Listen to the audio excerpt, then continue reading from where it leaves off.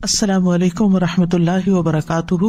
اللہ سبحانہ تعالیٰ کی تعریف ہر حال میں، چاہے ہمیں کوئی پریشانی ہو، دکھ ہو، تکلیف ہو، ہم اپنی تقدیر کے واقع ہونے سے گھبرائے ہوئے ہوں، پھر بھی اللہ سبحانہ تعالیٰ سے بدگمان نہیں ہونا، بدظن نہیں ہونا، دور نہیں ہونا، ناراض نہیں ہونا، بلکہ پلٹ پلٹ کر اسی کی طرف رجوع کرنا ہے اور اسی کی تعریف کرتے رہنا ہے۔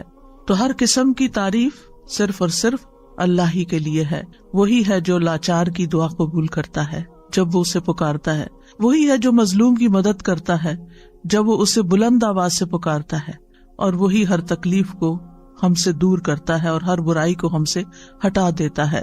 ہمارا دل اسی کے ذکر سے زندہ ہوتا ہے، ہمارے معاملات اسی کے حکم سے وجود میں آتے ہیں، اور ہماری مشکلات اسی کی رحمت سے دور ہوتی ہیں۔ ہمیں اسی کی دی ہوئی حفاظت سے حفاظت ملتی ہے، اور مشکلات اسی کے آسان کرنے سے آسان ہوتی ہیں۔ ہمیں اطاعت اور عبادت اور دعا کی توفیق بھی اسی کی رحمت سے ملتی ہے، وہی دیتا ہے۔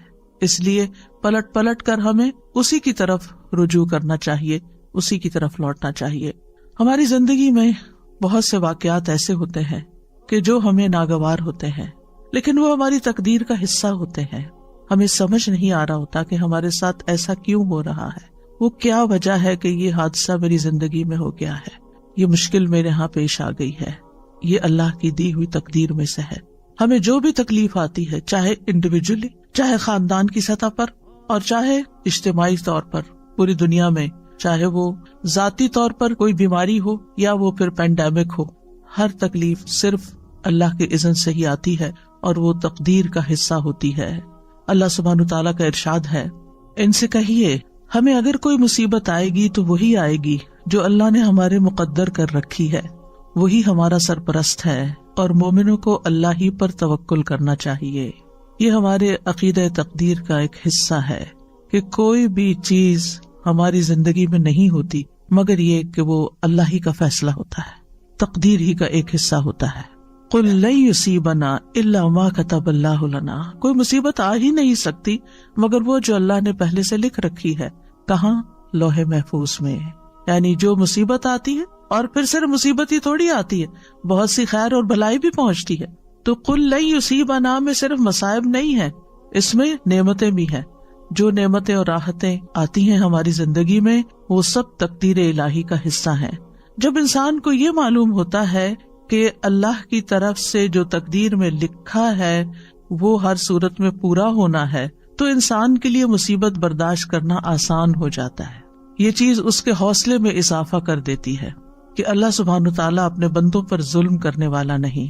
ہوا مولانا، وہ تو ہمارا مولا ہے، ہمارا مالک ہے، ہمارا محافظ ہے، ہمارا مددگار ہے، اور پھر اس کے مولا ہونے کا تقاضا یہ ہے کہ وہ ہمارے دینی اور دنیاوی تمام معاملات میں ہماری سرپرستی کرے، اور ہمارے لیے اس کے بندے ہونے میں کیا لازم ہے کہ ہم اس کی قضاء و قدر پر راضی رہیں۔ جو فیصلے وہ ہمارے بارے میں کرے ہم اس پر اعتماد کریں کہ وہ ظلم کرنے والا نہیں ہے۔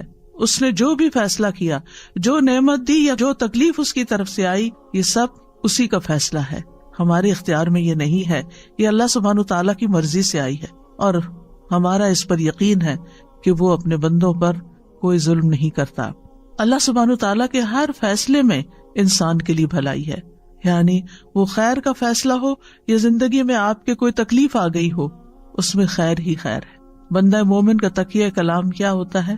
اس میں بھی خیر ہوگی۔ کچھ بھی ہوتا ہے تو کیا کہتا ہے؟ اس میں بھی خیر ہوگی، الحمدللہ اس میں بھی خیر ہوگی، اس کا بھی نتیجہ اچھا ہی ہوگا، اس سے بھی مجھے فائدہ ہی پہنچے گا، کیونکہ اللہ تعالیٰ نے کیا خبر دی ہے؟ قُلْ لَن يُصِيبَنَا إِلَّا مَا كَتَبَ اللَّهُ لَنَا هُوَ مَوْلَانَا، وہ ہمارا سرپرست ہے، وہ ہمارے لیے جو بھی فیصلہ کرتا ہے اس میں مومنوں کے لیے بھلائی ہی بھلائی ہوتی ہے، اور چونکہ وہ ہمارا مولا ہے تو اس لیے ہمیں اس سے اچھی ہی امید ہے۔ اور وَلَا مَوْلَىٰ لَهُمْ، جیسے نبی صلی اللہ علیہ وسلم نے احد کے موقع پر فرمایا تھا کہ اللہ مولانا ولا مولا لہم، اللہ ہمارا مولا ہے اور ان کا کوئی مولا نہیں، یعنی جو اس پر ایمان نہیں رکھتے اور جو اس کی تقدیر پر ایمان نہیں رکھتے، پھر ان کا کوئی مولا نہیں، ان کا کوئی سرپرست نہیں۔ اہل ایمان کو اللہ سبحانہ تعالیٰ اپنی پناہ میں لے لیتا ہے، اس لیے مومنوں کو کیا کرنا چاہیے؟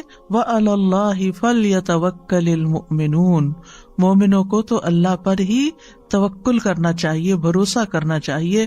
توکل کا معنی ہوتا ہے خیر کے حصول اور شر کے دور ہونے کے لیے اللہ تعالیٰ کو اپنا سہارا سمجھنا، اور جو اللہ تعالیٰ پر بھروسہ کرتا ہے وہ کبھی نامراد نہیں ہوتا، اور جو غیروں پر بھروسہ کرتا ہے تو وہ بے یار و مددگار رہتا ہے، کیونکہ وہ اس کی سرپرستی نہیں کر سکتے، اور اس طرح انسان اپنی امیدوں کے حصول میں بھی ناکام ہوتا ہے۔ تو توکل کیا ہوتا ہے؟ توکل یہ ہوتا ہے کہ انسان اپنی بے بسی کا اظہار کر دے، میرے بس میں کچھ نہیں، میرے پاس کچھ نہیں، اور ہر چیز کا مالک اللہ ہے، اور ہر کام اس کے اذن سے ہوتا ہے، وہی کرے گا، اور جو کرے گا وہ خیری کے فیصلے کرے گا۔ تو دنیا اور آخرت کے فوائد اور نقصانات، کیونکہ توکل کو سمجھنا بڑا ضروری، دنیا اور آخرت کے فوائد اور نقصانات کے معاملے میں دل کا اللہ کی ذات ہی پر اعتماد کرنا، دل کا اعتماد، اور یہ ایمان رکھنا کہ اللہ کے سوا کوئی عطا نہیں کر سکتا، اور نہ کوئی روک سکتا ہے، نہ نقصان پہنچا سکتا ہے، نہ نفع دے سکتا ہے۔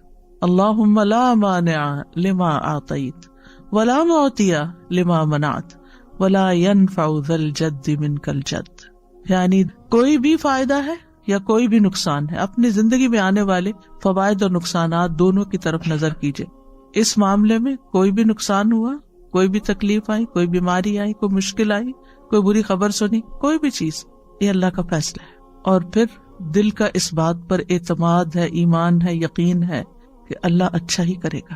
اگر بظاہر نظر آنے والی کسی تکلیف کے ذریعے انجام میرا وہ اچھا کرنا چاہتا ہے تو بھی میں اس کی رضا پہ راضی، اور اگر نفع پہنچا کر وہ مجھے کوئی فائدہ دینا چاہتا ہے تو بھی میں اسی کے شکر گزار ہوں۔ یعنی اپنا ہر معاملہ اللہ تعالیٰ کے سپرد کر دینا، اور اس بات کا یقین رکھنا کہ اگر اس نے میرے لیے خیر لکھی ہے تو کوئی روک ہی نہیں سکتا، اور اگر اس کی طرف سے میرے لیے کوئی آزمائش یا تکلیف راستے میں ہے تو پھر کوئی اور میری مدد کر ہی نہیں سکتا۔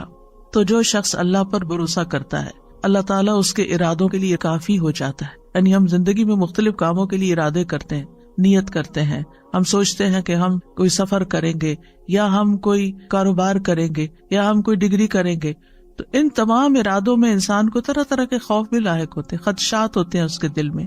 تو پھر جب انسان اپنی سی کوشش کر لیتا ہے، پڑھائی کے لیے محنت کر لیتا ہے، جاب کے لیے محنت کر لیتا ہے، یا ٹریولنگ کے لیے اپنے سارے بندوبست کر لیتا ہے، تو اس کے بعد اس کے دل کو ایک اطمینان ہو جانا چاہیے کہ اب میں نے اپنی طرف سے محنت کر لی ہے، اب اس کے بعد معاملہ میرا اللہ کے سپرد ہے، ہوگا یہ سب کچھ اسی وقت جب اللہ چاہے گا، اور جو وہ چاہے گا وہی میرے حق میں خیر کا فیصلہ ہوگا۔ تو جو اللہ پر بھروسہ کرتا ہے تو اللہ تعالیٰ اس کو شر سے بچا لیتا ہے، اور مصیبتوں سے نجات دیتا ہے، اور لوگوں کے شر سے بھی محفوظ رکھتا ہے۔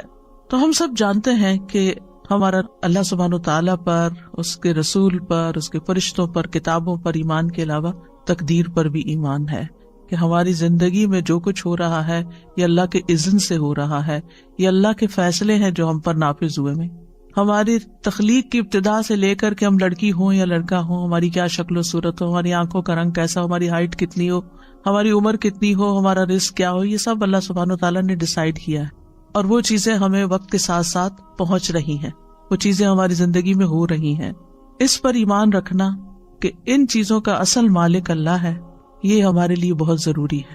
تقدیر کے لیے عربی میں 2 لفظ استعمال ہوتے ہیں، ایک ہے قضاء اور ایک ہے قدر۔ قضاء کا لفظی مطلب ہوتا ہے فیصلہ کرنا، جیسے قاضی ہوتا ہے، اور قدر کا مطلب ہوتا ہے اندازہ مقرر کرنا۔ تو قدر وہ تقدیر ہے جو اللہ سبحانہ وتعالی نے اپنی مخلوقات کے معاملے میں اپنے علم کے مطابق مقرر کر دی ہے، اور قضاء وہ فیصلہ ہے جو اللہ نے اپنی مخلوقات کے معاملے میں کیا ہے، اور اس کو حقیقت واقع میں وجود بخشا ہے، یعنی اس کو وجود بھی دیا ہے۔ تو اس بنا پر قضاء اور قدر پر ایمان لانے کا مطلب کیا ہے کہ اللہ سبحانہ و تعالیٰ کے ازلی علم، یعنی جو آئندہ قیامت تک ہونے والا سب اللہ کے علم میں ہے، اور اللہ سبحانہ و تعالیٰ کی جاری ہونے والی مشیت، یعنی وہی ہوتا ہے جو اللہ چاہتا ہے، اور اس کی قدرت پر ایمان لانا، اس کی قدرت ہر چیز پر محیط ہے، ہر مخلوق پر محیط ہے۔ تھوڑے سے مشکل الفاظ ہیں، سمپل ورڈز میں یوں کہوں گی کہ جیسے تقدیر کیا ہے، اللہ سبحانہ و تعالیٰ کا وہ علم ہے جو کسی بھی چیز کے وجود میں آنے سے پہلے ہی اللہ کو پتا تھا کہ کیا کیا ہونے والا ہے. اور اگر یہ اللہ کو نہ پتا ہوتا تو وہ پھر ہمارا رب کیسے ہوتا؟ یعنی اس کو علم ہی نہیں کہ آئندہ ہونے کیا والا ہے. تو یہی تو اللہ تعالیٰ کے قدرت کو اور اس کی قوت کو ظاہر کرتا ہے، اس کی طاقت کو ظاہر کرتا ہے کہ اس کے پاس ان سب چیزوں کا پہلے سے ہی علم ہے. اور پھر یہ کہ یہ صرف علم کی حد تک نہیں ہے، بلکہ اس کے علم کے مطابق اور اس کا علم جو لکھا ہوا ہے اس کے مطابق یہ فیصلے جاری بھی ہو رہے ہیں. ہوتا وہ ہے جو وہ چاہتا ہے، اس کی مشیت کے مطابق سب کچھ جاری ہوتا ہے. یاد رکھیے تقدیر پر ایمان لانا ارکان اسلام میں سے ہے.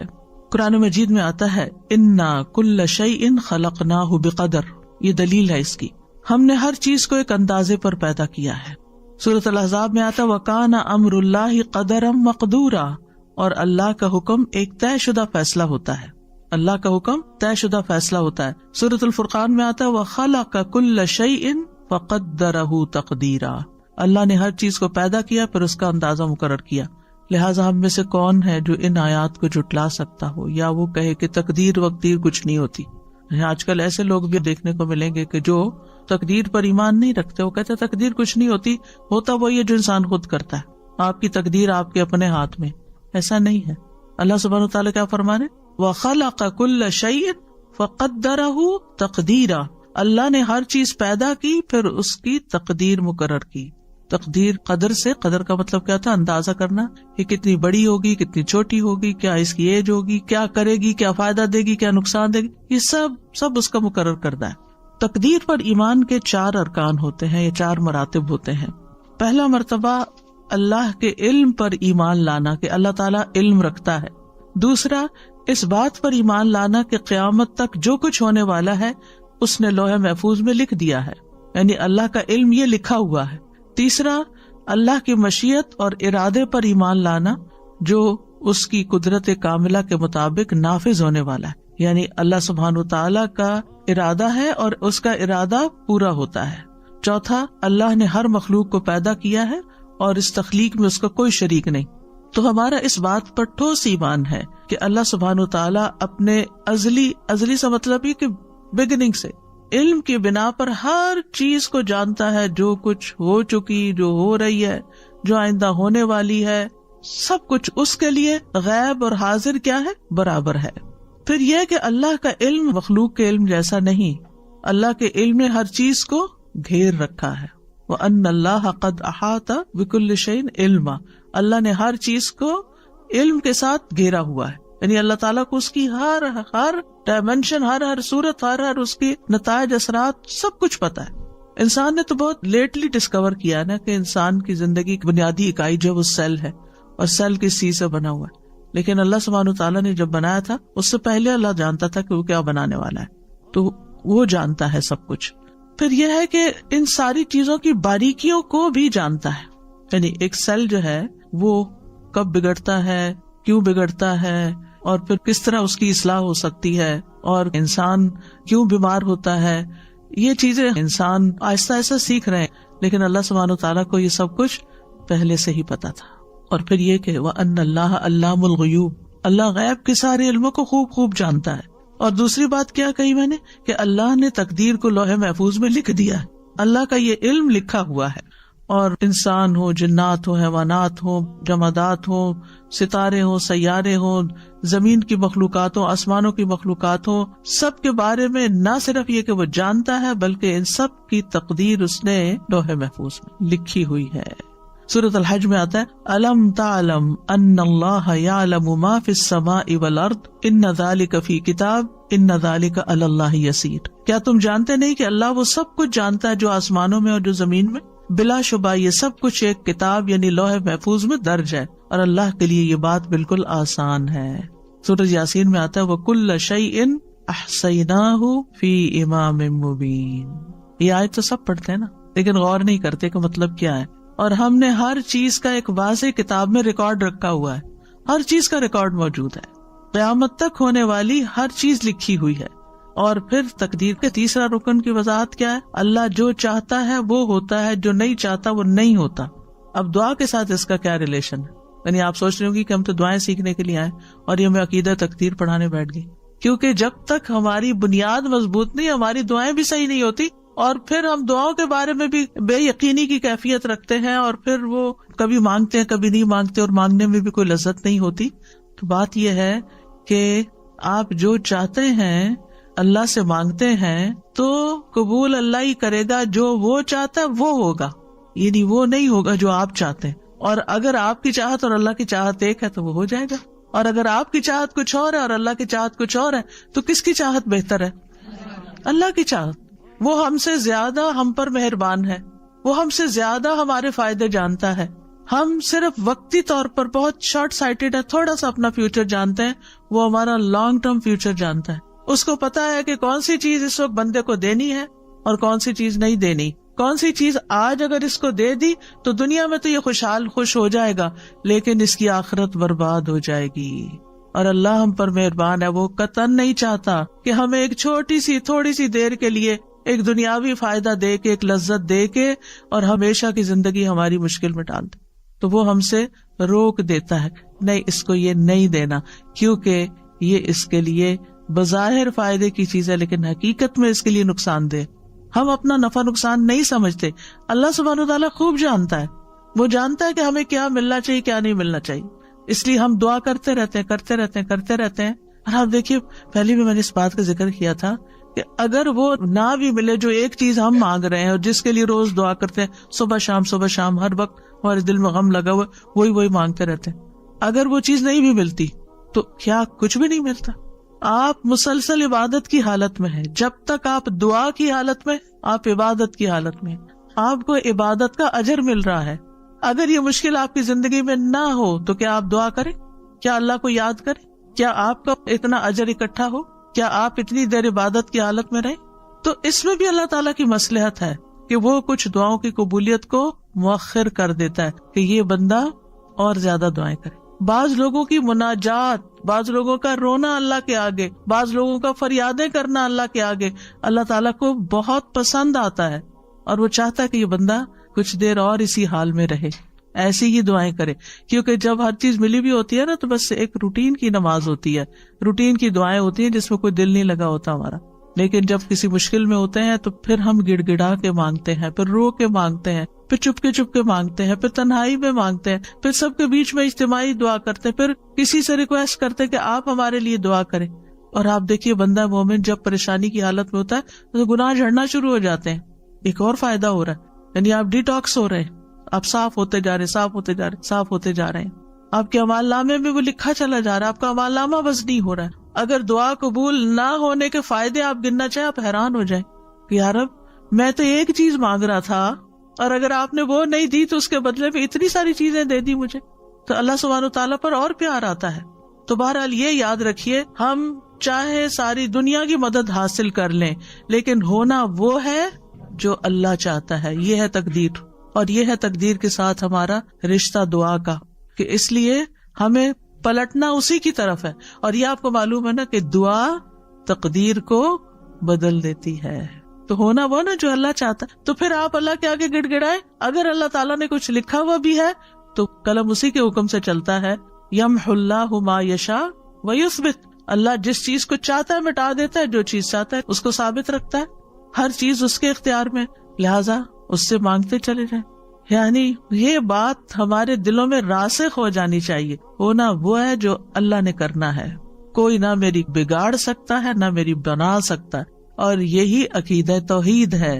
کوئی میرا کچھ نہیں بگاڑ سکتا، کوئی مجھے کچھ فائدہ نہیں دے سکتا جب تک اللہ نہیں چاہے گا. تو اس کا مطلب یہ ہے کہ آپ نے اپنی ہر چیز کو کس کے ساتھ کنیکٹ کر دیا؟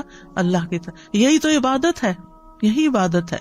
یعنی ہم عبادت صرف چند ریچولز کو لیتے ہیں، جبکہ اللہ تعالیٰ کے ساتھ دل کا ایسا تعلق ہونا، ایسا یقین ہونا، ایسا ایمان ہونا، یہ سراسر عبادت ہی کے حصے ہیں. پھر آپ دیکھیے کہ قرآن مجید میں اللہ تعالیٰ فرماتے ہیں وَرَبُّكَ يَخْلُقُ مَا يَشَاءُ وَيَخْتَارُ. اور آپ کا رب جو چاہتا ہے پیدا کرتا ہے اور جسے چاہتا ہے منتخب کرتا ہے. هُوَ الَّذِي يُصَوِّرُكُمْ فِي الْأَرْحَامِ كَيْفَ يَشَاءُ. وہی تو ہے جو رحموں میں تمہاری صورت بناتا ہے جس طرح وہ چاہتا ہے. ہم چاہتے ہیں ہمارا بچہ ایسی شکل کا ہو، ایسی آنکھوں والا، ایسے رنگ کا ہو، نہیں، وہ جو چاہتا ہے وہ پیدا کرے گا، وہ آپ کے اختیار میں نہیں. اور پھر وما تشاءون الا ان یشاء اللہ رب العالمین. اور تم چاہ نہیں سکتے مگر وہی جو کچھ اللہ رب العالمین چاہتا ہو. نبی صلی اللہ علیہ وسلم نے فرمایا تم میں سے کوئی یوں نہ کہے اے اللہ اگر تو چاہے تو مجھے معاف فرما، اے اللہ اگر تو چاہے تو مجھ پہ رحم فرما، بلکہ یقین سے دعا کرے، کیونکہ اللہ جو چاہے کرتا ہے، اسے کوئی مجبور کرنے والا نہیں۔ تو ہمیں کوئی سجیسٹ کرنے کی ضرورت نہیں کہ آپ جو چاہتے ہیں کریں، وہ تو آلریڈی جو چاہتا ہے کرے گا۔ ہمیں کیا کرنا چاہیے؟ یقین سے مانگنا چاہیے کہ اے اللہ آپ تو سب کچھ کر سکتے ہیں، آپ میری یہ مشکل آسان کر دیں یا یہ چیز مجھے عطا کر دیں۔ اور پھر آپ دیکھیے چوتھی بات یہ کہ اللہ تعالیٰ آسمان و زمین کی ہر چیز کا خالق ہے اور ہمارے افعال کا خالق بھی ہے، یعنی مطلب یہ ہے کہ ہر چیز کو اللہ نے پیدا کیا ہے، جس میں بندے اور ان کے اعمال بھی شامل ہیں، یہ بھی کریٹڈ ہیں۔ اور یہ کہ اللہ سبحانہ و تعالیٰ اس کے باوجود ہم سے کیا چاہتا ہے کہ ہم اس کی اطاعت کے کام کریں اور اس کی نافرمانیوں سے بچیں۔ اور جب کوئی شخص اطاعت کے کام کرتا ہے تو نیکی کرتا ہے تو اللہ تعالیٰ نیک بندوں سے محبت کرتا ہے، اور جو اس کی اطاعت نہیں کرتے پھر ان سے محبت نہیں کرتا۔ اللہ سبحانہ تعالیٰ نے نیک کام بھی پیدا کیے ہیں اور غیر صالح اعمال بھی اللہ ہی نے پیدا کیے ہیں۔ اب ہم کیا چوز کرتے ہیں؟ ہمارا سارا امتحان ہماری چوائس کا ہے۔ اصل میں کریشن اللہ کی ہے، چوائس ہماری ہے کہ اس میں سے ہم کیا پسند کرتے ہیں۔ ہم اپنے لیے نیکی کے کام پسند کرتے ہیں یا ہم اپنے لیے کچھ اور پسند کرتے ہیں۔ تو اللہ خالق کل شیء وہو علی کل شیء وکیل، اللہ ہی ہر چیز کا پیدا کرنے والا ہے اور وہی ہر چیز کا نگہبان ہے۔ واللہ خلقکم وما تعملون، اللہ نے تمہیں بھی پیدا کیا اور ان چیزوں کو بھی جو تم بناتے ہو یا جو تم عمل کرتے ہو۔ تو یاد رکھیے جو ہوتا ہے وہ اللہ کے اذن سے ہوتا ہے، جو ہمیں فائدہ ملتا ہے وہ اللہ کی طرف سے آتا ہے۔ جب ہم اس بات کا یقین رکھیں گے تو اس کا فائدہ کیا ہوگا؟ یعنی مثلاً اللہ نے آپ کو اولاد کی نعمت دی تو اس پر آپ کس کے شکر گزار ہوں گے؟ اللہ تعالیٰ کے شکر گزار ہوں گے۔ یہ شکر کیا کرے گا؟ نعمتوں میں اضافہ کرے گا، اللہ کی رضا کا سبب بنے گا۔ اللہ نے آپ کو مال دیا، رزق دیا، اچھا ٹھکانہ دیا، تو جب آپ کو یہ پتا ہوگا کہ یہ اللہ نے دیا ہے تو پھر آپ ان میں سے ہر نعمت پر شکر ادا کرتے رہیں گے۔ اور جو شکر ادا کرتا ہے وہ سب سے زیادہ خوشحال انسان ہوتا ہے، کیونکہ وہ نعمتوں کو دیکھ رہا ہوتا ہے۔ جو ناشکرے لوگ ہوتے ہیں نا، ان کی سب سے بڑی سزا ہی ناشکرا پن ہے کہ ان کو نعمتیں نظر نہیں آتی۔ ان کے آس پاس نعمتوں کے ڈھیر ہوتے ہیں لیکن وہ نہ ان کا دیکھنا انجوائے کرتے ہیں، نہ ان کی پریزنس کو فیل کرتے ہیں کہ اللہ کا شکر ہے یہ ہیں۔ ان کو صرف نظر آ رہا ہوتا ہے جو نہیں ہوتا۔ اولاد ہے، اس کی پریزنس ایک نعمت ہوتی، ان سے پوچھے جن کے پاس نہیں ہے۔ لیکن اگر ان میں کسی قسم کی کوئی کمی ہے یا ان کے ساتھ کوئی مشکل ہے، ہم صرف وہی دیکھتے رہتے ہیں۔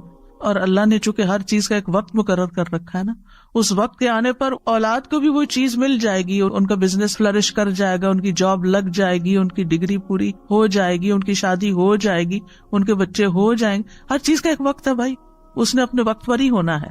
لیکن ہم چونکہ وقت سے پہلے چاہتے ہیں اس لیے ہم پریشان رہتے ہیں اور پھر شکر ادا نہیں کرتے کہ الحمدللہ صحیح سلامت ہے۔ اگر یہ بیمار پڑے ہوتے اور ہمیں ان کی خدمت کرنی پڑ جاتی، آپ دیکھیے ان پیرنٹس کو جن کے بچے اسپیشل بچے ہیں اور وہ اب تک اپنے والدین کی مدد کے محتاج ہیں۔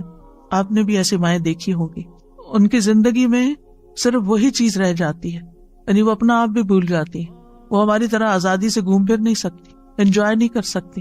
تو اگر انسان دنیاوی معاملات میں اپنے سے نیچے والوں کو دیکھے تو اس کے دل کو قرار آ جائے کہ شکر ہے تو نے مجھے صحیح سلامت بچہ دیا ہے۔ کیا ہوا اگر اس بچے کو آپ نے یہ نہیں دیا، جو بھی چیز اس کی زندگی میں کمی ہے؟ کیونکہ عموماً مائیں اپنے سے بھی زیادہ اپنے بچوں کی زندگی میں جو کمی ہوتی ہے اس کا غم کھائے رکھتی ہیں۔ اور اگر ہم تھوڑا سا اپنا طریقہ بدل لیں، انہی بچوں کے بارے میں شکر ادا کرنا شروع کر دیں، اللہ تیرا شکر ہے تو نے دیا، اللہ تیرا شکر ہے زندگی ہے، صحت ہے، سلامتی ہے، اللہ تیرا شکر ہے۔ اب دیکھیے اس شکر کی بنا پر اللہ سبحانہ تعالیٰ آپ کو وہ بھی دے دے گا جو اب تک نہیں ملا، جو آپ مانگ رہے ہیں، کیونکہ شکر نعمتوں کو کھینچ لاتا ہے۔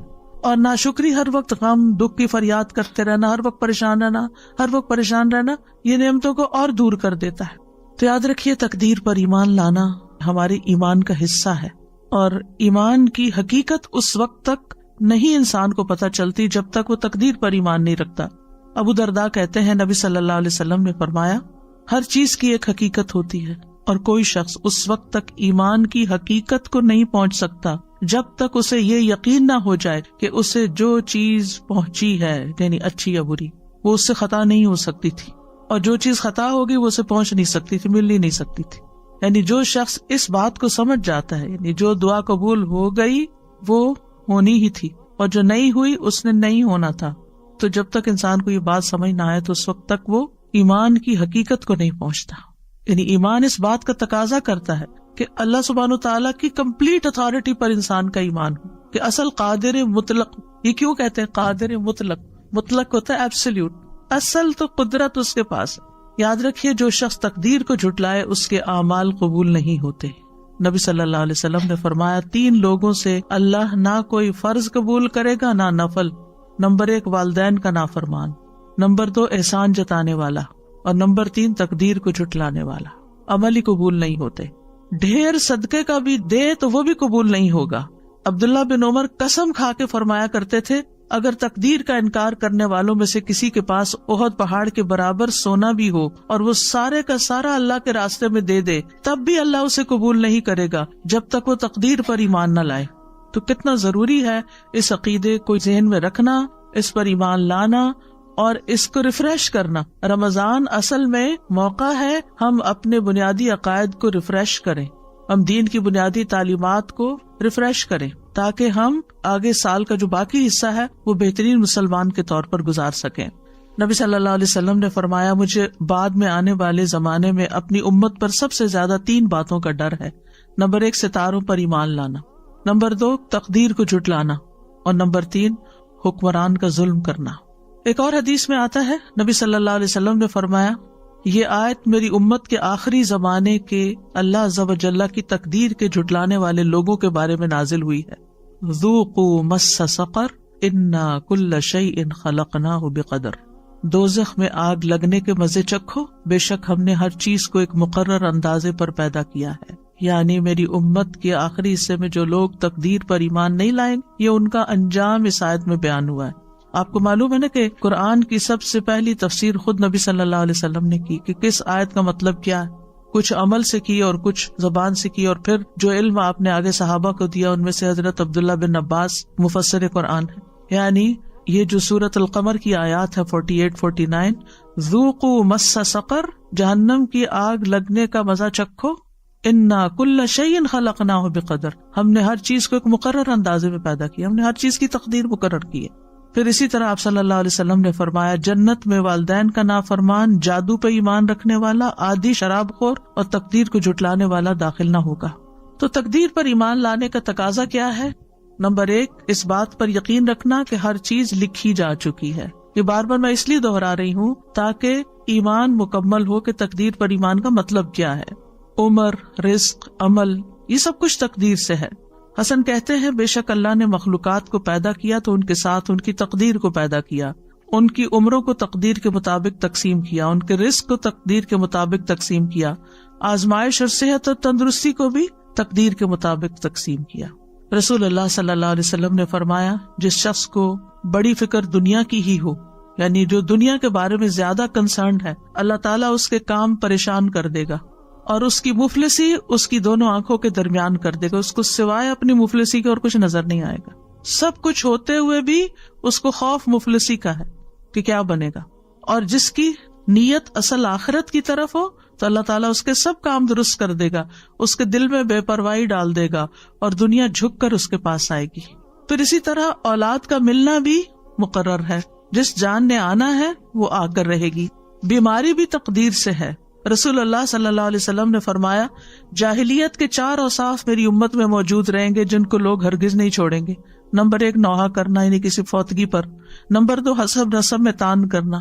سبحان اللہ، اچھے خاصے پریکٹسنگ مسلم ہوتے ہیں، بچوں کی شادی کا موقع آتا ہے ہم پٹھان میں شادی نہیں کریں گے، ہم فلاں میں شادی نہیں کریں گے، اور لوگوں کو کم ذات ہونے کے تانے دینا، حالانکہ سب کو آدم کی اولاد ہے، سب کی ذاتیں وہیں جا کے ملتی ہیں. نمبر 3 بیماری کو متعدی قرار دیتے ہوئے کہنا ایک خارچی اونٹ کی وجہ سے 100 اونٹوں کو خارش لگ گئی. سوال یہ کہ پہلے اونٹ کو خارش کس نے لگائی؟ اب اس میں آپ دیکھیں کہ جیسے یہ کووڈ ہے کتنا پھیلا ہوا تھا، لیکن جس کی موت لکھی ہوئی تھی، جس کو بیماری آنی تھی اس کو آ کر رہی. جس کو بیمار ہونا تھا وہ ڈبل ماسک میں بھی بیمار ہو کر رہا، اور جس کو اللہ نے بچانا تھا بچایا. آگے کا بھی اللہ ہی کے ہاتھ میں ہے. تو اس لیے یہ سوچنا کہ صرف اس کی وجہ سے نہیں، یہ اللہ کا فیصلہ تھا. نمبر 4 ستارے. یہ کہنا کہ فلاں ستارے کی وجہ سے بارش ہوئی، یہ دور جاہلیت کے اوصاف میں سے ہے. پھر اسی طرح دوسری بات یہ کہ اس بات پر یقین رکھنا کہ جو تقدیر میں لکھا ہے وہی واقع ہوگا. ما اصاب من مصیبت فی الارض ولا فی انفسکم الا فی کتاب من قبل ان نبرأها ان ذلک علی اللہ یسیر لکی لا تأسوا علی ما فاتکم ولا تفرحوا بما آتاکم واللہ لا یحب کل مختال فخور. کوئی مصیبت نہ زمین پر پہنچتی ہے اور نہ تمہاری جانوں پر مگر وہ کتاب میں لکھی ہے. جس نے آنا ہے نا اس نے آنا ہے، اس سے پہلے کہ ہم اسے پیدا کریں. یقیناً یہ اللہ پر بہت آسان ہے، تاکہ تم نہ اس پر غم کرو جو تمہارے ہاتھ سے نکل جائے، یعنی اس چیز پر غم نہ کرو جو چلا جائے، اور نہ اس پہ اکڑو جو تمہیں عطا کر دے. اور اللہ کسی تکبر کرنے والے، بہت فخر کرنے والے سے محبت نہیں کرتا. تو اس سے کیا پتا چلتا ہے کہ اگر کوئی تکلیف آ جائے، کوئی بیماری آ جائے تو کیا کریں؟ ایک لفظ یاد رکھیں، مکتوب. مکتوب لکھا ہوا تھا، اس نے آنا تھا، یہ اللہ کا فیصلہ ہے. رضیت باللہ ربا وبالاسلام دینا وبمحمد نبی. مثلاً آپ کو فلو ہو گیا، آپ کہتے میں نے تو فلو شاٹ بھی لگوایا تھا، میں تو اتنی احتیاط بھی کی تھی، فلو کیوں ہو گیا؟ اللہ کا فیصلہ ہو گیا، مکتوب لکھا ہوا تھا. آپ سمجھتے ہیں آپ کے حق میں برا ہوا؟ نہیں، برا نہیں ہوا. اس کے ذریعے معلوم نہیں کتنی اور بیماریاں آپ کے جسم سے نکل جائیں. اللہ کو پتا ہے نا، اللہ کو آپ سے پیار ہے، وہ بڑی مصیبت سے بچانے کے لیے آپ کو چھوٹی مشکل میں ڈال دیتا ہے، اور 7 گناہ بھی جڑتے چلے جاتے ہیں، اور آپ کا اللہ تعالیٰ کی طرف رجوع بھی ہو جاتا ہے. اور یاد رکھیے کہ انسان کبھی بھی اللہ تعالیٰ کے بارے میں بدگمانی نہ کرے کہ اللہ نے مجھے بیمار کر کے میرے ساتھ اچھا نہیں کیا. نیور. کیونکہ اللہ تعالیٰ کا ہر فیصلہ عدل پر مبنی ہے، حکمت پر مبنی ہے. یہ بھی ہم نے یاد رکھنا. تکلیف آئے تو کیا سوچنا ہے؟ اللہ نے میرے ساتھ ظلم نہیں کیا، یہ اللہ کا عدل ہے، یہ اللہ کی حکمت ہے. اس کی حکمت اللہ ہی جانتا ہے. بہرحال میں یہ یقین رکھتی ہوں کہ اس کا یہ فیصلہ ہمارے حق میں ٹھیک ہی ہے، بہتر ہی ہے. ابن دلمی کہتے ہیں میں ابی ابن کعب کے پاس حاضر ہوا اور ان سے کہا میرے دل میں تقدیر سے متعلق کچھ شکوک و شبہات پیدا ہو گئے ہیں، آپ اس بارے میں مجھے بتائیں، شاید اللہ تعالیٰ میرے دل سے ان شبہات کو نکال دے. ابی رضی اللہ عنہ نے فرمایا اگر اللہ آسمان والوں اور زمین والوں کو عذاب دینا چاہے تو دے سکتا ہے، اور وہ ان پہ ظلم کرنے والا نہیں ہوگا. اور اگر وہ ان پر رحم فرمائے تو اس کی رحمت ان کے لیے ان کے اعمال سے بہتر ہے.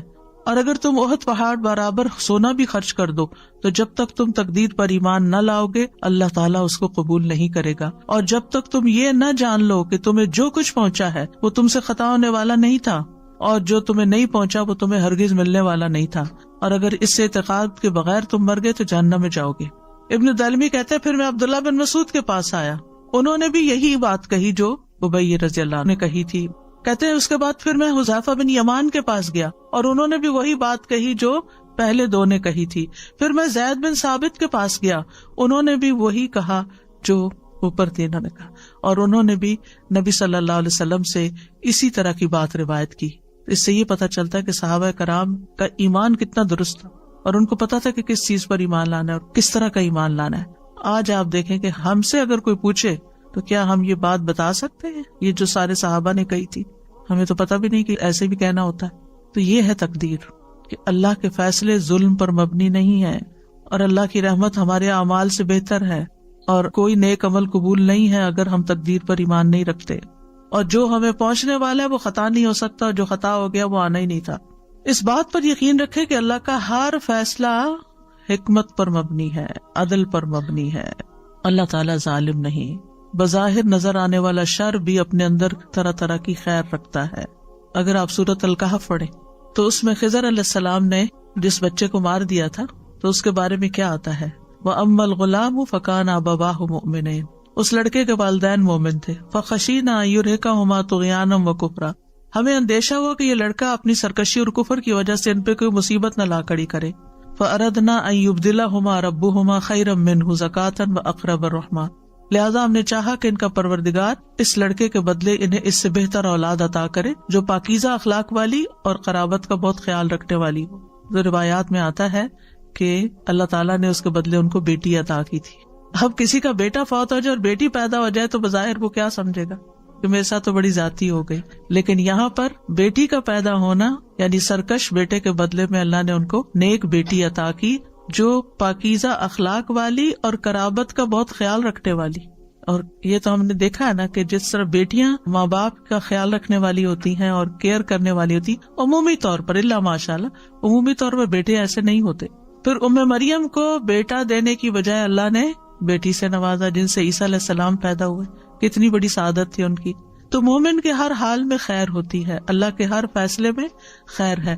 حدیث میں آتا ہے مومن کا معاملہ بھی عجیب ہے، اس کے لیے ہر بات میں بھلائی ہے، اور یہ مومن کے سوا کسی کے لیے نہیں. اگر اس پہ خوشحالی آتی ہے وہ شکر ادا کرتا ہے تو اس کے لیے بہتر ہے، اگر بھی مشکل آتی ہے وہ صبر کرتا ہے تو اس کے لیے وہ بہتر ہے. اور شکر کرنا بھی بہت فائدے کی چیز ہے. الطاعم الشاکر کالصائم الصابر، یعنی جو کھا پی کے شکر ادا کرتا ہے وہ روزہ رکھ کے صبر کرنے والے کی طرح. اس کا بھی اجر ہے، اس کا بھی اجر. تو جس حال میں اللہ رکھے اس کے مطابق اگر آپ ریئیکٹ کرتے ہیں تو آپ کے لیے اجر ہی اجر ہے. پھر آپ دیکھیے کہ ایک ہم عادت سیکھنے کے ہر چیز میں خیر دیکھیں اور خیر کے پہلو پر نظر رکھیں. نبی صلی اللہ علیہ وسلم نے فرمایا ابن آدم 2 چیزوں کو ناپسند کرتا ہے، 2 چیزیں اس کو اچھی نہیں لگتی. نمبر 1 موت کو، حالانکہ مومن کے لیے موت فتنوں سے بہتر ہے. نمبر 2 مال کی قلت کو، مال کم ہو گیا ہے، حالانکہ مال کی قلت حساب کتاب میں کمی کا باعث ہے. اگر مال کم ہے تو حساب بھی کم ہے، مال زیادہ تو حساب بھی زیادہ. زندگی میں کوئی حادثہ پیش آ جائے تو یہی کہا کریں لا تحسبوہ شرا لکم بل ہوا خیر لکم، تم اسے اپنے لیے برا مت سمجھو بلکہ یہ تمہارے لیے بہتر ہے. نہیں تمہیں پتا کہاں کہاں اس کی وجہ سے بہتری بھی ہو گئی. سفیان کہتے ہیں انسان جو ناپسند کرتا ہے وہ اس کے لیے بہتر ہوتا ہے اس سے جس کو وہ پسند کرتا ہے، کیونکہ ناپسندیدہ چیز اسے دعا پر ابھارتی ہے اور جسے وہ پسند کرتا ہے وہ اسے آگ لگاتا ہے. یعنی دنیا کی عیش و عشرت چاہتا ہے اور وہ اس کے لیے بعض اوقات اللہ سے دوری کا باعث بن جاتی ہے. بہت دفعہ ایسا بھی ہوتا ہے کہ جب کسی تکلیف کا انجام سامنے آتا ہے لیٹر آن تو وہ ہمیں خوش کر دیتا ہے، اس وقت اللہ کے فیصلوں کی حکمت سمجھ آتی ہے. ابن عمر کہا کرتے تھے انسان اللہ سے بھلائی طلب کرتا ہے تو اللہ اس کے لیے کسی چیز کو منتخب کر لیتا ہے، یعنی اس کے لیے کسی تکلیف کو منتخب کر لیتا. مطلب یہ تھا پھر وہ اپنے رب سے ناراض ہو جاتا ہے اور اپنے انجام کا انتظار نہیں کرتا. پھر جب انجام سامنے آتا ہے تو پتا چلتا ہے کہ اللہ نے اس کے حق میں بہتری کی کہ اس کو اس مشکل رستے سے گزار کر یہ نعمت دی. اللہ ہماری مصلحتوں کو ہم سے زیادہ بہتر جانتا ہے، اس لیے اللہ کے فیصلوں پر اعتماد ہونا چاہیے. آپ دیکھیں کہ بچے جب چھوٹے ہوتے ہیں نا تو ماں باپ سے اکثر ناراض رہتے ہیں، ہمیں کیوں اسکول بھیجتے ہیں، ہمیں کیوں ہوم ورک کرنے کو کہتے ہیں، ہمیں کیوں چھٹی نہیں کرنے دیتے، ہمیں کیوں فلاں چیز نہیں لے کے دیتے، ہمیں کیوں زیادہ چاکلیٹ نہیں کھانے دیتے، کیونکہ ان کا بس چلے تو کھانے پینے کی جگہ صرف سویٹس اور کینڈیز ہی کھا لے تو ماں باپ نہیں کھانے دیتے. یعنی جتنی بھی چیزیں ہیں آپ دیکھیں کہ بچے آپ سے خوش نہیں ہوں گے، وہ آپ کو اپنا دشمن سمجھیں گے کہ شاید ہم ستیلے ہیں یا انہوں نے کہیں سے اڈاپٹ کیا ہوا ہمیں، جو اتنی سختی ہم پر کرتے ہیں. لیکن جب بڑے ہوتے ہیں تو پھر تھینک فل ہوتے ہیں، آپ کا شکریہ کہ آپ نے ہم پر سختی کی، ہمیں پڑھایا لکھایا اور ہمیں یہاں تک پہنچایا. بندہ بھی جب تکلیف کی حالت میں ہوتا ہے تو برے برے خیال سوچتا ہے بس بس، اور پھر جب اس کا انجام دیکھتا ہے تو اس وقت شکر گزار ہوتا ہے کہ اللہ تیرا شکر ہے کہ تو نے فلاں سے بھی بچا لیا، فلاں چیز سے بھی بچا لیا، فلاں اور میرے لیے تو نے یہ رکھ دیا. ابن تیمیہ کہتے ہیں مصائب عام لوگوں کے حق میں رحمت اور نعمت ہیں سوائے اس وقت کے کہ اگر ان مصیبتوں کی وجہ سے مصیبت والا شخص اس بڑی نافرمانی اور مصیبت میں مبتلا ہو جائے جو اس سے پہلے تھی تو یہ مصیبت اس لحاظ سے اس کے لیے شر بن جائے گی. لیکن اگر وہ اس کی وجہ سے اور نیکی کی طرف آ جاتا ہے تو پھر کیا ہوتا ہے، وہ مصیبت اس کے لیے خیر کا باعث بن گئی. چوتھی چیز کیا ہوئی، تقدیر کے فیصلوں پہ اللہ سے راضی رہنا ہے اور ناراض نہیں ہونا، اللہ کو الزام نہیں دینا، اللہ کی تقسیم پہ راضی رہنا ہے. نبی صلی اللہ علیہ وسلم نے فرمایا اللہ کی تقسیم پر راضی رہو، تم لوگوں میں سب سے بڑے غنی بن جاؤ گے.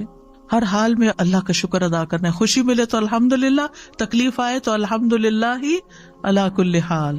حسن کہا کرتے تھے تم اللہ سے راضی ہو جاؤ اللہ تم سے راضی ہو جائے گا. ہم چاہتے ہیں نا اللہ ہم سے راضی ہو جائے تو پھر اللہ تعالیٰ کی تقدیر پہ راضی ہو جایا کرو اور اللہ کا جو حق ہے اسے اپنی طرف سے ادا کرو.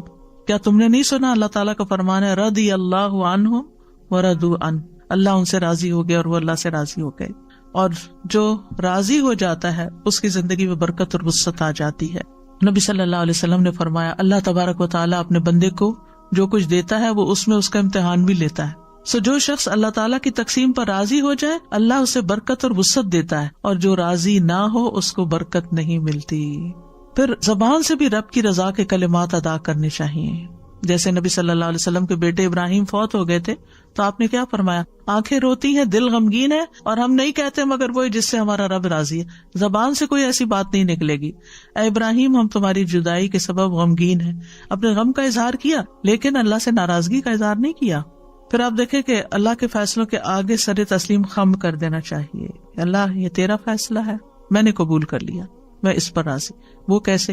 مثلاً آپ کی شادی کسی ایسی جگہ ہو گئی کہ جس میں بعد میں آپ کو کچھ مشکلات پیش ہیں، اور وہ کون سی شادی ہے جس میں مشکلات پیش نہیں آتے؟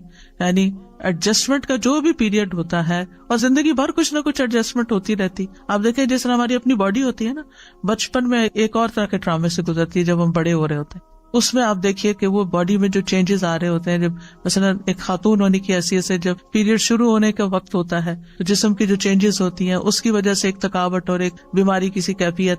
پھر آپ دیکھیں کہ جوانی کی اپنی کچھ اور مطالبات ہوتے ہیں، اس کی ضروریات ہوتی ہیں. پھر اس کے بعد یہ ہے کہ جو انسان کو مینوپاز ہوتا ہے، بڑھاپا آتا ہے، ایڈجسٹمنٹ ہوتی رہتی ہے نا سارا وقت. کس طرح کھڑے ہونا، کس طرح بیٹھنا، کس طرح چلنا ہے، کیا کھانا ہے، کیا نہیں کرنا. یعنی تھرو آؤٹ یور لائف آپ ایڈجسٹمنٹ کر رہے ہوتے ہیں اپنے ساتھ، کھانے پینے کے معاملے میں، ایکسرسائز کے، سونے جاگنے، کام، ہر چیز کے، آرام کے، نیند کے، ہر جگہ. بالکل اسی طرح جو ہماری ازواجی زندگی ہوتی ہے اس میں بھی وقت کے ساتھ ساتھ شادی سے پہلے کے جذبات کچھ اور ہوتے ہیں، پھر شادی ہو جاتی ہے تو ابتدائی دنوں کے جذبات کچھ اور ہوتے ہیں، پھر 2 مہینے کے بعد کچھ اور ہوتے ہیں، پھر 6 مہینے کے بعد کچھ اور ہوتے ہیں، سال گزر جاتا ہے تو کچھ اور ہوتے ہیں، اور پھر جب بچہ پیدا ہو جاتا ہے کچھ اور ہوتے ہیں. پھر بچے جب جوان ہوتے ہیں، کچھ ماں باپ بڑے اچھی زندگی گزارے ہوتے ہیں، جب بچے جوان ہوتے ہیں ان کے فیصلے کرنے میں آپس میں جھگڑ پڑتے ہیں. پھر اس کے بعد ان کے جب بچے پیدا ہوتے ہیں ان کے غم لگا کے بیٹھ جاتے ہیں. تو کہیں نہ کہیں کچھ نہ کچھ ہماری زندگیوں میں یہ چل رہا ہوتا ہے. تو یہ ہماری زندگی کا ایک حصہ ہے. تو یہ اللہ کے فیصلے ہوتے ہیں، ان کے آگے جھک جانا چاہیے، ان کو قبول کر لینا چاہیے. ہمیں نہیں پتا کہ جس چیز کا ہم خوف کرتے ہیں، جس سے ہم ڈرتے ہیں، اسی میں ہمارے لیے کتنی خیر اور بھلائی اللہ نے لکھ دی ہو. یعنی ہمارے توہمات ہوتے ہیں نا کہ کہیں ایسا نہ ہو جائے، کہیں ایسا نہ ہو جائے، پتہ نہیں کیا ہو جائے گا. تو ہر معاملے میں نا، مثلا بچے جب اسکول ہی جا رہے ہوتے ہیں نا تو اس وقت بھی اس اسکول میں داخل کراتے نا زیادہ اچھا تھا، اس پروگرام میں بھیجتے تو زیادہ اچھا تھا، میرا خیال ہے ہم نے غلطی کی اس کو ڈاکٹر بنا کے، میرا خیال ہے ہم نے غلطی کی یہاں شادی کر کے. یعنی ساری زندگی انسان فیصلے بھی کر لیتا ہے اور پھر ریگریٹس بھی ساتھ ساتھ چل رہی ہوتی ہیں. تو یہ پارٹ آف لائف ہے، لیکن اس میں ہونا وہی ہے جو اللہ نے لکھا ہے. تو اب کیا ہے، جب اللہ نے لکھ دیا ہے نا اور وہ چیز نافذ ہو رہی ہے تو پھر کہیں رضیت باللہ ربا وبالاسلام دینا وبمحمد نبیا.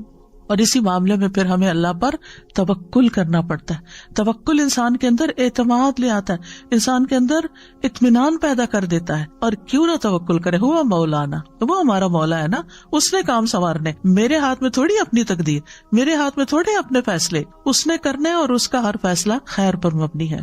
اور بندہ جیسا گمان کرتا ہے نا اللہ کے بارے میں، اللہ تعالیٰ بھی اس کے ساتھ ویسے ہی معاملہ کرتا ہے. ایک شخص بیمار ہوا، نبی صلی اللہ علیہ وسلم نے اس کو فرمایا لا بأس طہور انشاءاللہ، کوئی بات نہیں، یہ پاک صاف کرنے کا ذریعہ ہے. تو اس نے کہا آپ یہ کہتے ہیں یہ گناہوں کو دھونے والا ہے؟ ہرگز نہیں، یہ تو ایک نہایت شدید قسم کا بخار ہے جو ایک بوڑھے پہ جوش مار رہا ہے، جو اسے قبر کی زیارت کرائے بغیر نہیں چھوڑے گا. برے برے الفاظ اس نے استعمال کیے. آپ نے فرمایا تو اچھا پھر یوں ہی ہوگا. یعنی آپ اللہ سے اچھا گمان کریں، اللہ آپ کے لیے اچھا کرے گا. جو چیز آپ کو پنچ کر رہی ہے نا، جو چیز آپ کو پریشان کر رہی ہے، اس کو کہے یا رب، ایسے اپنے ذہن میں نا اس چیز کو ایک فزیکل فارم دیا کرے، اور پھر اس کو لپیٹ کے کہا کرے اللہ یہ آپ کے حوالے، آپ نے اس کی ٹیک کیئر کرنی ہے، میں نہیں کر سکتی، میرے دل کا یہ خوف دور کر دے، تو اس کی حفاظت کرنے والا، تو اس کی زیادہ کیئر کرنے والا ہے، تو نے اس کو پیدا کیا ہے. جیسے بچے ہیں، موسیٰ نے کیا کیا تھا، یعنی کتنی بڑی مثال ہے. اور کہاں جا کے پلے تھے، اور پھر وہاں کیا مشکل پیش آ گئی، اور پھر کہاں پہنچ گئے، پھر اللہ نے کیا کیا نہیں عطا کیا، کیسا بڑا مقام. پہلے 5 اولو العزم رسول میں سے ہیں. یوسف علیہ السلام، یعقوب علیہ السلام کے دل میں کیسے خدشات تھے، جو ہر ماں باپ کے دل میں اولاد کے لیے ہوتے ہیں، خاص طور پر اگر اولاد آؤٹ اسٹینڈنگ ہو. لیکن ہر واقعہ جو ان کی زندگی میں پیش آیا وہ نہیں چاہتے تھے، لیکن واللہ غالب علی امری، اللہ اپنے فیصلوں میں غالب ہوتا ہے. لہٰذا وہی ہوا جو وہ نہیں چاہتے تھے، جو نہیں چاہتے تھے. چاہے کنواں تھا، چاہے ان کا بکنا تھا، چاہے عزیز مصر کے گھر میں مشکل پیش آنا تھا، چاہے جیل خانہ تھا، ایک کے بعد ایک بڑی مشکل آتی چلی گئی. لیکن انجام کیا ہوا، کہاں پہنچے، نبوت بھی ملی، بادشاہت بھی ملی، ہر چیز ان کے اختیار میں دے دی اللہ نے. ہمیں نہیں پتا جن چیزوں سے ہم ڈرتے ہیں اور ہم چاہتے ہیں نہ ہو، لیکن واللہ غالب علی امری، وہی ہوتا ہے جو اللہ چاہتا ہے، اور جب وہ ہو جاتا ہے لقد خلقنا الانسان فی کبد، انسان مشکلات میں پیدا کیا. زندگی پھولوں کی سیج نہیں کہ صرف آرام اور راحتیں ہی ملیں گی، مشکلات آئیں گی لیکن اس میں سے خیر بھی نکلے گی. اور مومن کے درجے بعض اوقات اس تکلیف سے زیادہ بڑھتے ہیں بنسبت اس نعمت کے جو اس کے پاس ہوتی ہے. اس لیے مصیبت پہنچنے پر اجر کی ہمیشہ امید رکھیں. نبی صلی اللہ علیہ وسلم نے فرمایا مسلمان پر کوئی مصیبت، بیماری، رنج و غم یا تکلیف ایسی نہیں آتی یہاں تک کہ کانٹا بھی چبھتا ہے تو اللہ اس کے بدلے اس کے گناہ دور کر دیتا ہے. پھر پانچویں چیز یہ ہے کہ تقدیر کے فیصلوں میں کسی کو الزام نہ دیں کہ تم اس کا سبب ہو. عام طور پہ ہوتا ہے جب کوئی کام خراب ہو جاتا ہے، کوئی چیز خرید لیتے ہیں، تم نے کہا تھا یہ والی برانڈ خریدو، تو اب روز اسی کو کوستے چلے جاتے ہیں، حالانکہ بس وہ لکھا ہوا تھا وہی پہنچنا تھا، اب ہو گیا جو ہو گیا. تو ایک دوسرے کے ساتھ اپنے ریلیشن نہیں پھر خراب کرنے چاہیے، اور یقین رکھنا چاہیے کہ نفع نقصان اللہ کے ہاتھ میں ہے. وَإِن يَمْسَسْكَ اللَّهُ بِضُرٍّ فَلَا كَاشِفَ لَهُ إِلَّا هُوَ وَإِن يُرِدْكَ بِخَيْرٍ فَلَا رَادَّ لِفَضْلِهِ يُصِيبُ بِهِ مَن يَشَاءُ مِنْ عِبَادِهِ وَهُوَ الْغَفُورُ الرَّحِيمُ. اگر اللہ تمہیں کوئی تکلیف پہنچائے تو اس کے سوا کوئی دور کرنے والا بھی نہیں، اور اگر وہ تمہارے ساتھ بھلائی کا ارادہ کر لے تو کوئی اس کے فضل کو ہٹانے والا بھی نہیں. وہ اپنے بندوں میں سے جس کو چاہے پہنچا دیتا ہے، یعنی خیر اور فضل، وہی بے حد بخشنے والا، نہایت رحم فرمانے والا ہے. غیر اللہ جو ہے وہ کسی نفع نقصان کے مالک نہیں، چاہے وہ انسان ہو چاہے کوئی اور ہو. اور یہ یاد رکھیے کوئی تکلیف بھی آتی ہے تو اللہ کے اذن سے آتی ہے. ما اصاب من مصیبت الا باذن اللہ ومن یؤمن باللہ یہد قلبہ واللہ بکل شیء علیم. جو مصیبت آتی ہے اللہ کے اذن سے آتی ہے، اور جو اللہ پر اعتماد کرتا ہے، ایمان لے آتا ہے، اللہ اس کے دل کو ہدایت بخش دیتا ہے، اس کا دل کھول دیتا ہے، اس کے دل کو رہنمائی مل جاتی ہے، اس کو خیر نظر آنے لگتی، اور اللہ ہر چیز کو جاننے والا ہے. یاد رکھیے پوری دنیا مل کے نفع پہنچانا چاہے نا انسان کو نہیں پہنچا سکتے، مگر اللہ کا اذن ہو تو کوئی روک بھی نہیں سکتا. اس لیے تکلیفوں کا اگر اندیشہ ہو تو مصائب سے بچنے کے لیے معاملہ اللہ کے حوالے کر دیں. فَسَتَذْكُرُونَ مَا أَقُولُ لَكُمْ وَأُفَوِّضُ أَمْرِي إِلَى اللَّهِ إِنَّ اللَّهَ بَصِيرٌ بِالْعِبَادِ. آل فرعون میں سے ایک رجل مؤمن نے کھل کے فرعون کی مخالفت کی، اس کے فیصلوں کی، اور موسیٰ علیہ السلام کی بھرپور تائید کی. اب اس کے بعد ہونا کیا تھا کہ وہ کوئی اٹھاتا اسے اور قتل کر دیتا. فَوَقَاهُ اللَّهُ سَيِّئَاتِ مَا مَكَرُوا. ان کی چالوں سے اللہ نے اس مرد مومن کو بچا لیا. کیوں؟ کیونکہ اس نے کہا تھا اُفَوِّضُ أَمْرِي إِلَى اللَّهِ. تو اپنے بارے میں بھی، اپنی اولاد کے بارے میں بھی، یا اللہ میں نے آپ کے سپرد کی، آپ ان کی حفاظت کر، جیسے موسیٰ اور یوسف علیہ السلام کی تھی، جیسے آل فرعون کے اس رجل مؤمن کی تھی. مال کی طرف سے ڈر ہے، اولاد کی طرف سے، صحت کی طرف سے. کہیں یہ بیماری، کچھ لوگوں کو یہ ہر وقت وہم لگا کہیں مجھے کینسر نہ ہو جائے، کہیں مجھے فلانا نہ ہو جائے. جو ہونا ہے ہو جائے گا، لیکن آپ اپنے آپ کو بھی اللہ کے سپرد کیا کریں. جو چیز اللہ کے حوالے کر دی جاتی ہے نا، اللہ سبحانہ وتعالیٰ اس کو درست کر دیتا ہے. اور پھر یہ ہے کہ اگر کوئی کام ایسا ہو گیا ہے جو پسند نہیں آیا تو اس کے بارے میں منفی جملے ادا نہ کریں، کیونکہ مصیبت کے وقت عام طور پر ہم بہت نیگیٹو ہو جاتے ہیں اور نیگیٹو باتیں کر کے سارے ماحول کو خراب کر دیتے ہیں. یہ نہیں ہونا چاہیے. یعنی کچھ لوگوں کو اگر مصیبت آتی ہے تو کہتے ہیں مجھے یہ مصیبت آنی تھی، میں نے کیا جرم کیا کہ مجھ پر یہ آزمائش آئے. اکثر ایسے جملے آپ کو سننے میں ملتے ہیں. تو اس طرح کی باتیں اللہ کی نعمتوں کا اور احسان کا انکار ہوتا ہے، اور اللہ کے بارے میں بدگمانی ہوتی ہے اور اعتراض. ہم کون ہیں اللہ پر اعتراض کرنے والے؟ لہٰذا صحابہ جو تھے وہ ایسے جملوں کو سخت ناپسند کرتے تھے. ابن مسعود کہتے ہیں تم میں سے ایک شخص آگ کے انگارے کو مضبوط پکڑ لے یہاں تک کہ وہ بجھ جائے، یہ اس سے بہتر ہے کہ وہ اللہ کی تقدیر کے بارے میں کہے کہ کاش ایسا نہ ہوتا. یہ نہیں کہنا چاہیے کاش ایسا نہ ہوتا، جبکہ مشکل میں کیا بولنا چاہیے؟ قدر اللہ وما شاء فعل. اللہ کی تقدیر، جو اللہ نے چاہا کیا، اللہ کی تقدیر تھی. مکتوب. اور ایسے الفاظ نہ بولے جائیں جو اللہ کو ناراض کر دیں، یا یہ کہے کہ کاش میں یہاں نہ جاتا تو یہ حادثہ نہ ہوتا. ساتویں چیز یہ کہ تقدیر کو عذر نہیں بنانا چاہیے. ٹھیک ہے، مثلا اگر کوئی شخص پہاڑ پہ چڑھ کے اپنے آپ کو نیچے گرائے اور چوٹے کھائے تو کہے میری تقدیر میں تھا تو اس لیے میں نے ایسا کیا. نہیں، ہمیں احتیاط اور کوشش اور بچاؤ کرتے رہنا چاہیے. اور اگر ہم کوئی نیک کام نہیں کر سکے تو تقدیر کو ذمہ دار نہیں ٹھہرانا چاہیے. اللہ ہی کو منظور نہیں تھا کہ میں حج کرنے جاتی، اللہ ہی کو منظور نہیں تھی، یہ جملہ نکال دیں اپنی زندگی، اللہ کو منظور نہیں تھا. ٹھیک ہے، لیکن یہ کہ آپ اس طرح کے نیگیٹو وے میں نہ کہیں. تو آپ کیا کہیں؟ انشاءاللہ اللہ چاہے گا تو پھر لے جائے گا. ہم کوشش کرتے رہیں. اور 8ویں بات یہ کہ تقدیر پر ڈسکشن نہیں کرنی چاہیے، اس پہ گفتگو کی ممانعت ہے۔ نبی صلی اللہ علیہ وسلم نے فرمایا جب میرے صحابہ کا تذکرہ ہونے لگے تو خاموش ہو رہنا، یعنی ان کی غلطیوں اور ان کی کوتاہیوں پر کوئی بات نہیں کرنا۔ جب ستاروں کا ذکر ہونے لگے تو خاموش رہنا، علم نجوم پر ڈسکشن نہیں کرنا۔ جب تقدیر کے مسئلے کا ذکر ہونے لگے تو خاموش رہنا، کیونکہ یہ اللہ کا راز ہے۔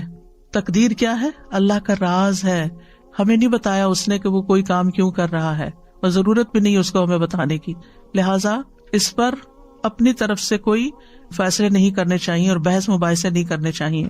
ایک دفعہ صحابہ کچھ ایسا ہی کر رہے تھے، تقدیر پر بحث کر رہے تھے، تو رسول اللہ صلی اللہ علیہ وسلم نے دیکھا تو غصے میں آ گئے، حتیٰ کہ آپ کا چہرہ مبارک سرخ ہو گیا، گویا آپ کے چہرے پر انار کے دانوں کا رس نچوڑ دیا گیا ہو۔ پھر اسی طرح یہ ہے کہ جب کوئی ایمان لاتا ہے تو پھر اللہ سبحانہ وتعالیٰ کے حکم کی تعمیل کرتا ہے، یہ چیز انسان کو شرک اور کفر سے بچا دیتی ہے۔ پھر شرعی احکام پر اعتراض سے انسان بچ جاتا ہے، تقدیر پر ایمان سے انسان کا ارادہ اور یقین توکل پختہ ہوتا ہے، دل مطمئن ہو جاتا ہے۔ یاد رکھیے کہ دل کو اطمینان اور چین حاصل نہیں ہو سکتا جب تک تقدیر پر ایمان نہ ہو، اور تقدیر پر راضی رہنے والے کی دنیا بھی جنت بن جاتی ہے کہ وہ تو وہ رہا ہے جو میرا رب چاہتا ہے، اور میرا رب جو چاہتا ہے وہ سب سے بہتر ہوتا ہے، اس لیے مجھے کوئی اعتراض نہیں۔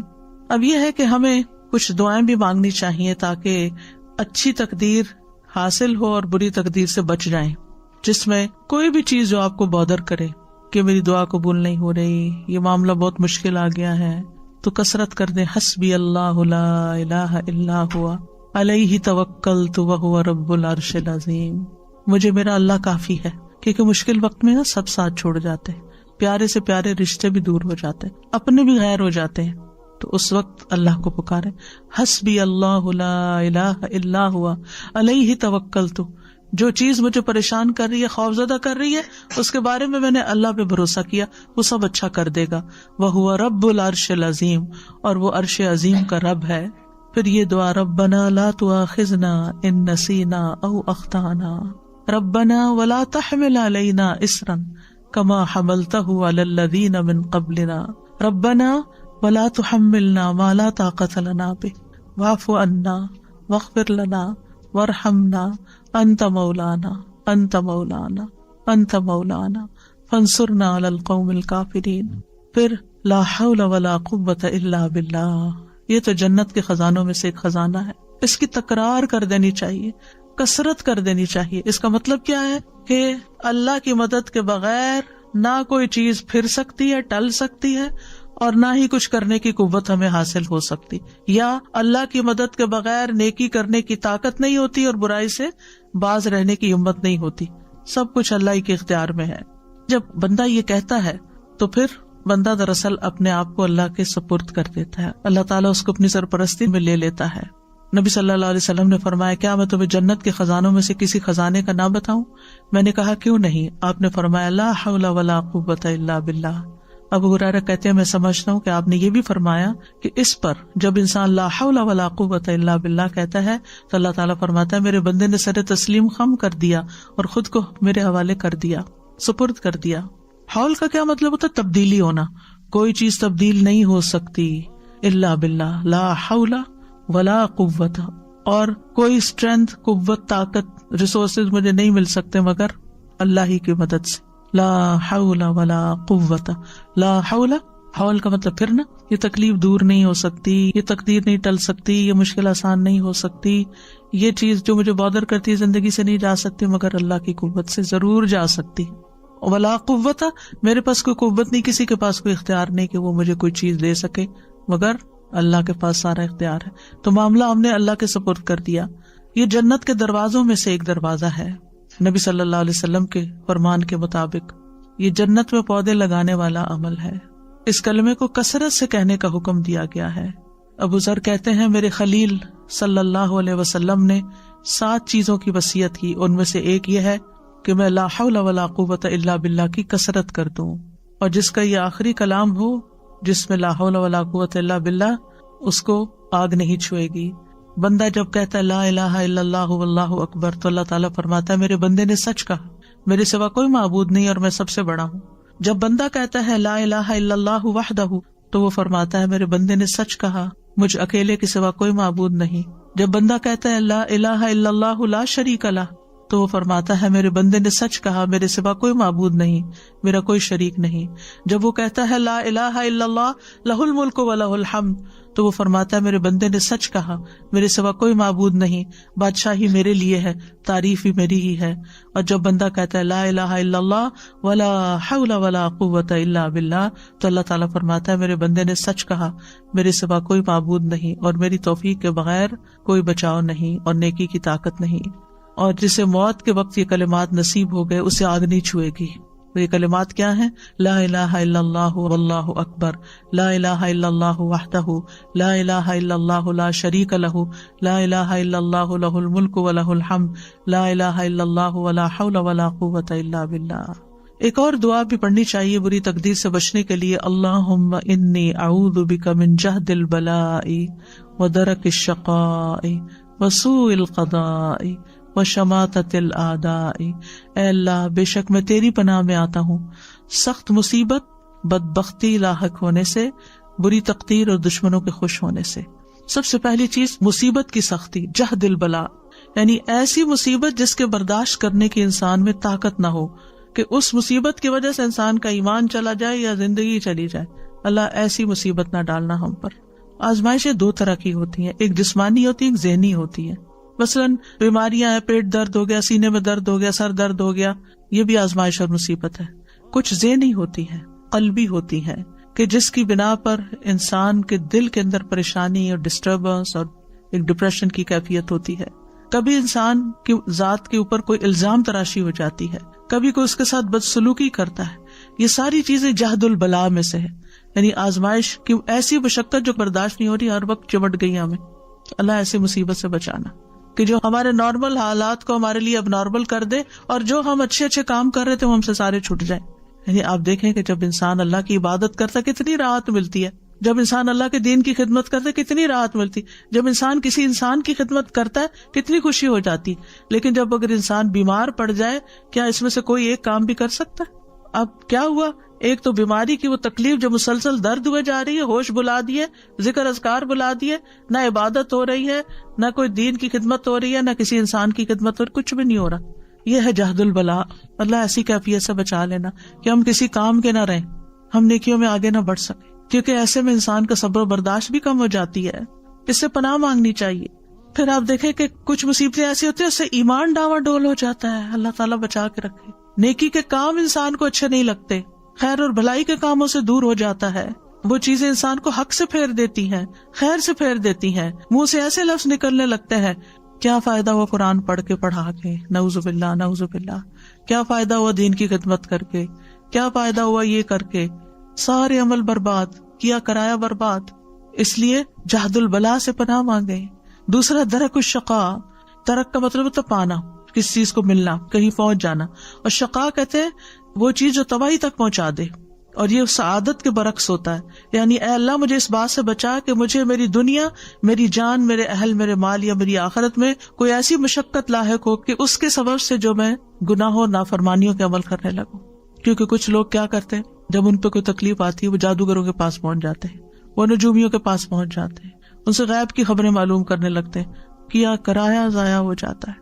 پھر ہے سوء القضاء، بری تقدیر سے، یعنی وہ چیز تقدیر کا فیصلہ نافذ ہو جو انسان کو دکھی یا غمگین کر دے، یا اس کو ناپسندیدہ تقدیر میں مبتلا کر دے، جس کے نتیجے میں اس کے دین، دنیا، نفس، اہل، مال، اولاد اور خاتمے کسی بھی چیز میں وہ چیز واقع ہو سکتی ہے۔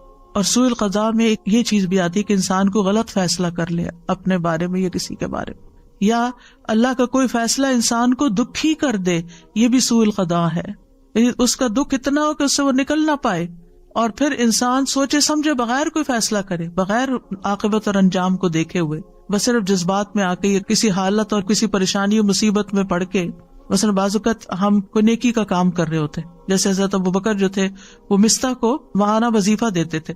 جب مستح نے الزام لگایا حضرت عائشہ پر یا ان لگانے والوں کے ساتھ شامل ہو گئے تو حضرت ابوبکر نے کیا کہا، اب میں نہیں دوں گا اس کو کچھ، اس نے میرے احسان کا یہ بدلہ چکایا۔ کیا ہم میں سے ہر بندہ یہی نہیں کرتا کہ جس پر آپ احسان کر رہے تھے وہ آپ کے ساتھ کچھ کر دے تو آپ کہتے ہیں بس میری خیر بند؟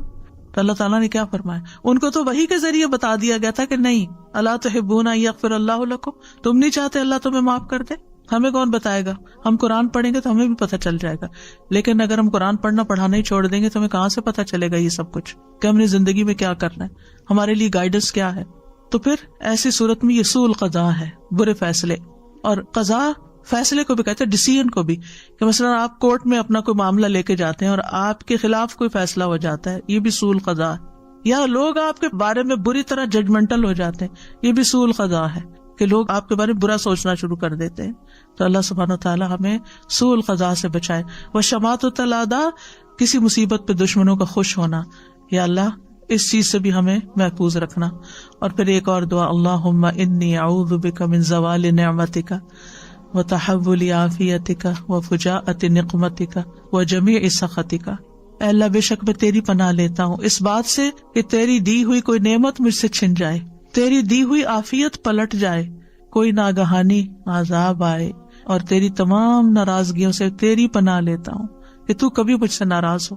اور وَأَسْأَلُكَ الرِّضَا بَعْدَ الْقَضَاءِ، أَسْأَلُكَ الرِّضَا بَعْدَ الْقَضَاءِ، یا اللہ تقدیر نافذ ہونے کے بعد مجھے راضی کر دینا، یعنی میں اس پہ ناراض نہ ہوں. تو اللہ کے فیصلوں پر راضی ہونا جو ہے یہ بھی دل کے سکون اور اطمینان کا ذریعہ ہے. یحییٰ بن معاذ سے کہا گیا، بندہ اللہ کی تقدیر پر راضی رہنے کے مقام پر کیسے پہنچ سکتا ہے؟ تو انہوں نے کہا، جب وہ اپنے نفس کو 4 چیزوں پہ قائم کر لیتا ہے جن کے ساتھ وہ اپنے رب کے ساتھ معاملہ کرتا ہے. نمبر 1، وہ کہتا ہے اللہ اگر تو مجھے عطا کرے گا میں قبول کروں گا. دوسرا، وہ کہتا ہے اگر تو مجھے محروم رکھے گا میں راضی رہوں گا. تیسرے، اگر تو مجھے چھوڑ دے گا تو میں تیری عبادت کروں گا. چوتھے، اگر تو مجھے بلا لے گا یعنی موت میری آئے گی تو میں تیری پکار پہ لبیک کہوں گا. تو صرف مومن ہی اللہ کے فیصلوں پہ راضی ہوتا ہے. لہٰذا صبح و شام 3 دفعہ پڑھے، رضیت باللہ ربا وبالاسلام دینا وبمحمد النبی. جو شخص دل سے یہ کہتا ہے اس کے لیے جنت واجب ہو جاتی ہے. اور پھر وتر کی نماز میں وبارک لی فیما اعطیت وقنی شر ما قضیت فانک تقضی ولا یقضی علیک، اور میرے لیے اس چیز میں برکت دے دے جو تو نے مجھے عطا کی ہے، مجھے اس چیز کی برائی سے بچا جو تو نے مقدر کر دی ہے. تو فیصلہ کرتا ہے اور تیرے خلاف کوئی فیصلہ نہیں کر سکتا. لہذا انسان اللہ سبحانہ وتعالیٰ سے دعائیں کرتا رہے اور اللہ کی رضا پہ راضی رہے. تو اصل میں تقدیر کیا ہے؟ اللہ کے فیصلے ہیں. ہمارے پارٹ پہ کیا ہے؟ ہم ان پہ راضی رہیں اور اس کی عبادت نہ چھوڑیں اور اس کا در نہ چھوڑیں، اس سے دعا نہ چھوڑیں، اصرار اور تکرار کے ساتھ دعا کرتے رہیں.